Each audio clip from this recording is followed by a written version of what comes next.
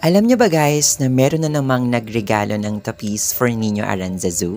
At isa nga siya sa aking mga nakshis na si Edge Clarence or mas kilala niyo siguro sa tawag ko na G1. I'm so happy and grateful na sobrang feel ko na napakarami nagmamahal sa akin at syempre sa mga alaga kong poon. Kung mapapansin nyo kasi guys, itong mga nakakaraan kong bihiserye ay talaga namang puro regalo lang yan sa mga alaga kong imahen. And doon pa lang guys, panalong-panalo na ako. As in, doon pa lang lumalakas na yung loob ko, nawawala yung lungkot at napapalitan ng kasiyahan dahil nararamdaman ko kung paano nyo ko pinahahalagahan at paano ko nararamdamang espesyal ako sa inyong lahat.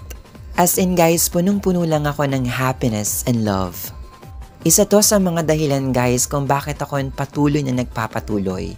Yung pagmamahal na ito na pinapakita nyo parati sa akin.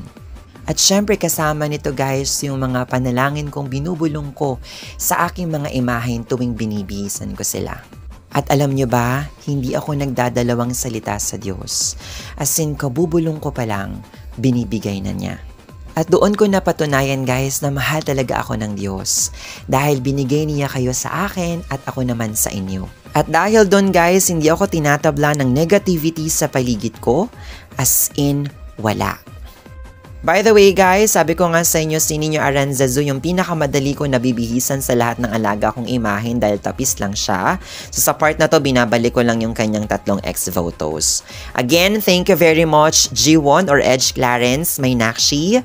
I love you. So yun lang guys, thanks for watching. Viva Santo Niño!